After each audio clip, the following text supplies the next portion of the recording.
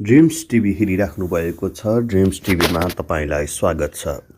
आजको जानकारीमध्ये आज कुन यस्ता 7वटा बानी छन् जसले मानिसको मस्तिष्कलाई फरक पार्ने गर्दछ।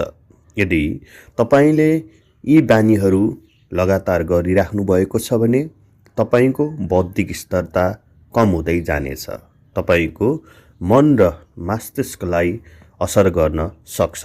त्यही भएर यदि तपाईँका पनि यस्ता नराम्रा बानीहरू छन् भने ती बानीहरूलाई आजैबाट सुधार गर्नतर्फ लाग्नुहोस्। ती बानीहरू यस प्रकार रहेका छन्। अत्याधिक मात्रामा सोच्नु, जसलाई अहिले ओभर थिङ्किङ भनिन्छ।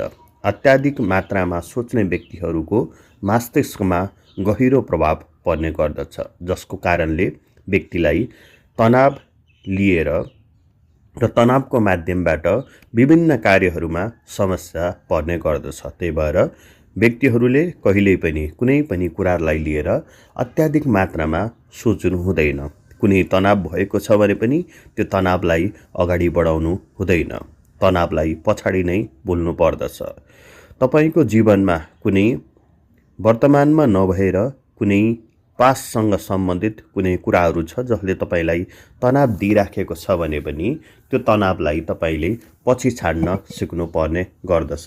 यसको लागि तपाईँले निरन्तर ध्यान, योग र मन्त्र जप गर्न सक्नुहुनेछ। दोस्रो कुरा, राति अबेरसम्म जाग्नु। कुनै पनि व्यक्ति कहिल्यै पनि राति धेरै बेरसम्म जागरणमा बस्नु हुँदैन। कुनै कारण छ भने त्यसमा समस्या भएन। कहिलेकाहीँको कुरा कहिलेकाहीँ यदि जागृत अवस्थामा हुनुहुन्छ भने पनि चल्छ, तर दिनदिनै तपाईँ यदि रातिमा अबेरसम्म सुत्नुहुन्न, मोबाइल चलाएर बस्नुहुन्छ अथवा अन्य कुनै काममा लिप्त हुनुहुन्छ भने त्यो कामले पनि तपाईँलाई समस्या दिन्छ। त्यही भएर निद्रालाई समयमा पुरा गर्नु, निद्रा समयमा लिनु अति आवश्यक छ। तेस्रो कुरा, सामाजिक सञ्जालको लत। सोसल मिडिया, जुन अहिलेको टाइममा सोसल मिडियामा अलिकति बढी मात्रामै लाग्नुभएको हुन्छ। सोसल मिडियामा कहिल्यै पनि आवश्यकभन्दा बढी लाग्न हुँदैन। आफ्नो काम गर्ने र सोसल मिडियाबाट बाहिर निस्केर प्रकृतिमा रमाउने गर्नुपर्ने हुन्छ। अत्याधिक मात्रामा क्याफिनयुक्त खानेकुरा खानु हुँदैन, किनकि त्यसले पनि शरीरलाई, मन मस्तिष्कलाई प्रभाव पार्ने गर्दछ। आफू एउटा काममा बिजी हुँदाहुँदै धेरै कामहरूमा लाग्नु पनि व्यक्तिको मन मस्तिष्कलाई असर गर्ने गर्दछ। त्यही भएर धेरै कामहरूमा हात नहाल्ने, जति सकिन्छ त्यो काम नै गर्दाखेरि राम्रो हुन्छ। त्यसै गरी नकारात्मक कुराहरू बढी सुन्ने। कुनै वरिपरि तपाईँको वरिपरि कोही व्यक्ति छ जसले नकारात्मक कुराहरूलाई बढी प्रोत्साहन गर्छन् भने त्यस्ता व्यक्तिहरूबाट टाढा बस्नुहोस्, किनकि त्यस्ता व्यक्तिहरूले तपाईँलाई नकारात्मक सल्लाह मात्र दिने गर्दछन्। त्यही भएर नकारात्मक कुराहरू बढी सुन्नु भएन, चाहे त्यो सोसल मिडियाको माध्यमबाट होस्, चाहे तपाईँ व्यक्तिको माध्यमबाट होस्। नकारात्मक कुराहरूबाट टाढा बस्नुहोला।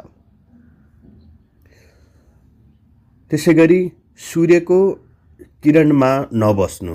सूर्यको किरणमा यदि तपाईँ बस्नु भएन भने तपाईँको नराम्रो एउटा बानी सूर्यको किरणमा नबस्ने। जस्तै सूर्यको किरणमा तपाईँ बस्नु भएन भने त्यो कारणले पनि तपाईँको मन मस्तिष्कलाई असर गर्छ। त्यही भएर प्रतिदिन तपाईँ केही समय भए पनि घाममा बस्दा राम्रो हुन्छ।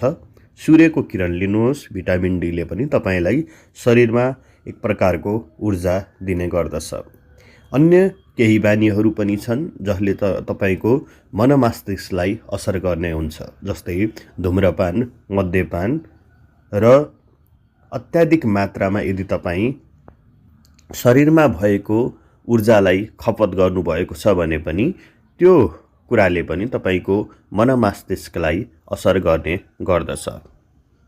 त्यही भएर यस्ता कामहरू छोडिदिनुहोस् जसले तपाईँको मन-मस्तिष्कलाई असर गर्छ। राम्रो बानी बसाल्नुहोस्। राम्रो बानीले तपाईँलाई भविष्यमा पनि राम्रोतर्फ नै लगेर जान्छ।